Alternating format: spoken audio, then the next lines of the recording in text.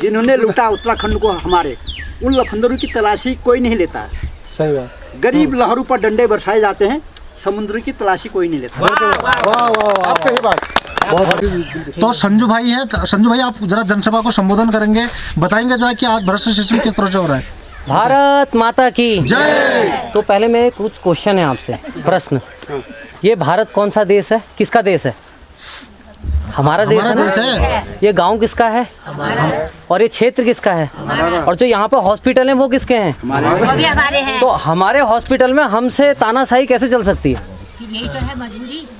शिक्षा, स्वास्थ्य, रोजगार हर किसी का अधिकार है। लेकिन ताऊ जी, एक आम नागरिक अपने पिताजी को वहाँ लेकर जाता है और उसके पिताजी के ऊपर तमाम अत्याचार वहाँ पे किया जाता है, और उसके बाद तानाशाही के चलते मानहानि का केस भी उस शख्स के ऊपर कर दिया जाता है।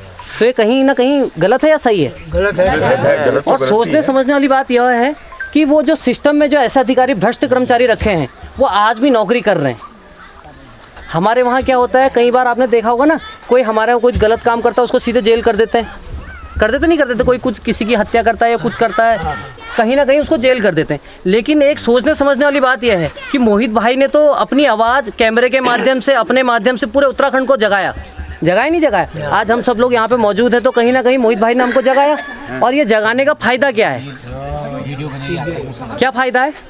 अम्मा, फायदा ये है कि जो जुर्म इनके साथ हुआ वो हमारे साथ ना हो। ये एक हमारी दैनिक जिम्मेदारी भी है। देखो, मतभेद हो सकते हैं, लेकिन मनभेद नहीं होना चाहिए कभी, क्योंकि शिक्षा, स्वास्थ्य के लिए हमारा पहाड़ आज भी संघर्ष कर रहा है। आज एक चीज़ बताइए, हम कहते हैं कुमाऊं हमारा है, आज तमाम यहाँ से सुविधाएं हैं, लेकिन आपने देखा कि हॉस्पिटल में आप जाते हो क्या कहते हैं, यहाँ नहीं हो पाएगा, बाहर इलाज कराओ। तो उन अस्पतालों को यहाँ पे बनाया क्यों गया है? पहाड़ियों की कमर क्यों तोड़ी जा रही है? और एक तरफ कह रहे हैं कि हमारे वहाँ प्लान हो रहा है, शिक्षा स्वास्थ्य की वजह से सारा प्लान हमारे उत्तराखंड से हो रहा है। लेकिन जो सुशीला तिवारी के ऊपर हम बात की जाए, कहीं ना कहीं कहते ना यार, हल्द्वानी जयपुर ठीक है चल, कहीं ना हमारे वहाँ कभी ना कभी नहीं, कहीं हल्द्वानी जयपुर वहाँ इलाज करो ठीक है चल। अब हल्द्वानी जयपुर आपको कपाव फड़ाना आदिम क्यों हल असकाऊ में क्या है सको? एक कहावत थी, आपने सुनी हो?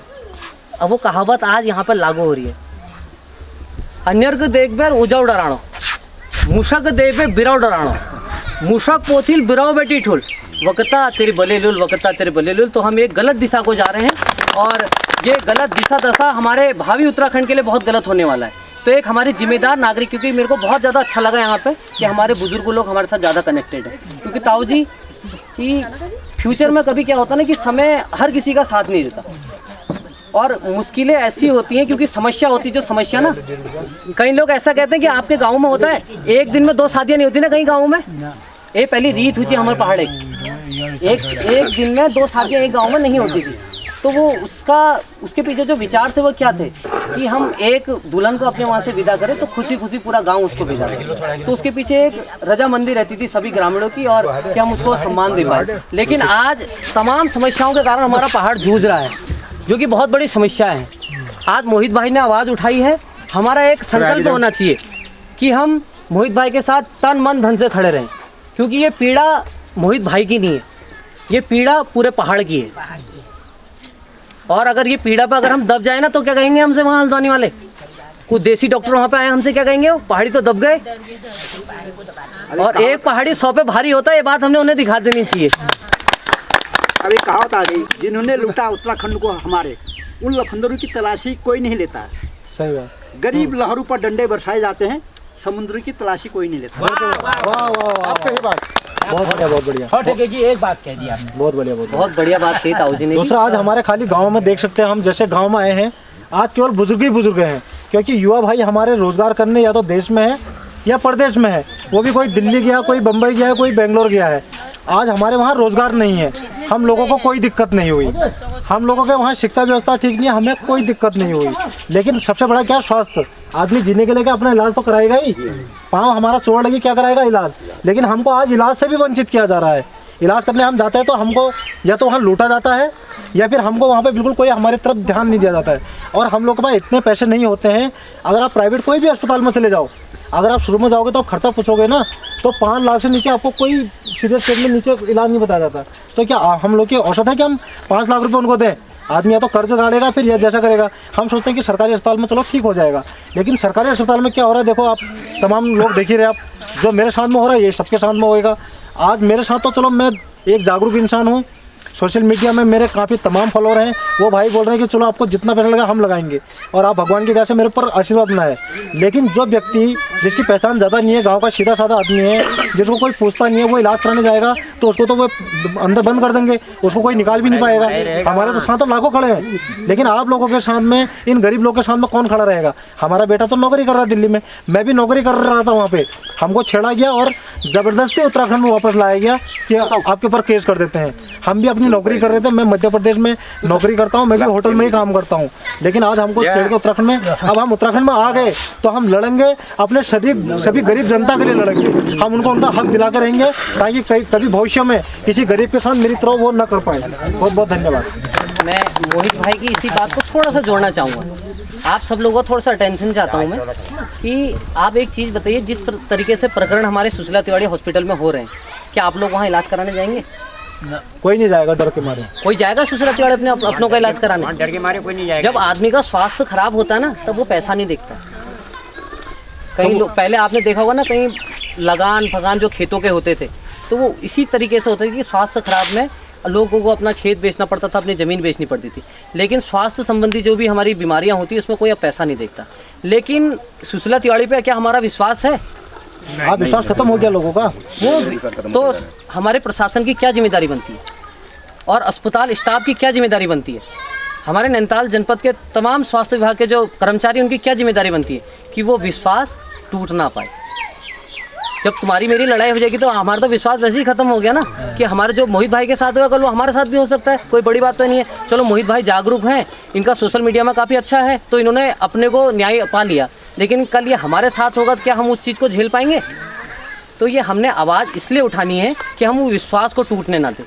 कि कोई किसी की तबीयत खराब होती है, हम क्या कहते हैं पहला शब्द कि अस्पताल ले जाएंगे सही हो जाएगा। लेकिन अगर ऐसे अस्पतालों के हाल रहेंगे, क्या हम ये लाइन कहेंगे? कभी नहीं कहेंगे। तो इसलिए हमने ऐसे मुद्दों के खिलाफ क्या करना है, ऐसे भ्रष्ट कर्मचारियों को हमने अस्पताल से निलंबित करना है। हमारा एक ध्येय होना चाहिए कि ये लड़ाई हमारी यहाँ की नहीं कि हम मान हानि का केस हो गया कि हमारी मान हानि तो हो गई, चलो हम केस जीत भी गए, लेकिन मान हानि जो हॉस्पिटल की हुई है, जो उस विश्वास की हुई है, जो उस जनता की हुई है, क्या उस मान हानि का कर्ज चुका सकता है वो डॉक्टर? कभी नहीं चुका सकता। तो ये मान हानि हमारी नहीं, उस डॉक्टर के खिलाफ हमें केस करना चाहिए कि वो सुशीला तिवारी की मान हानि जो उसने की है, क्या वो उसे लौटा सकता है? सुशीला तिवारी आज से पहले तो हम कहते थे ना सुशीला दिखा लेंगे यार, वो सब कर लेंगे, लेकिन ऐसे प्रकरण सामने आ रहे, कोई दिखाएगा? कभी कोई नहीं दिखाएगा।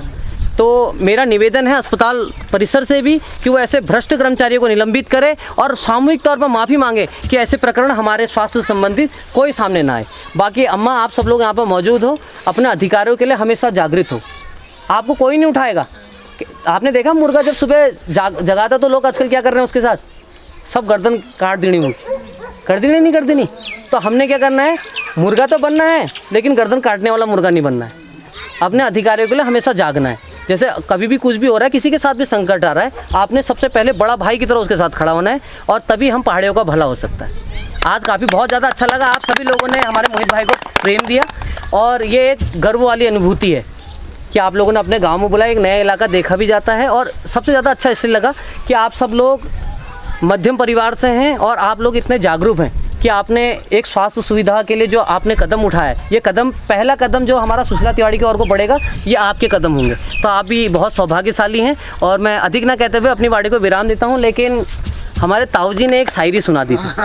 ताऊ जी शायरी बताओ मुझे आप। ताऊ जी एक शायरी दोबारा फिर सुनने की चाहते हैं हम, प्लीज। मैंने ये कहा कि जिन्होंने लूटा सरेआम जी इस खिसालकोट को, जी, उन लफंदरों की तलाशी कोई नहीं लेता।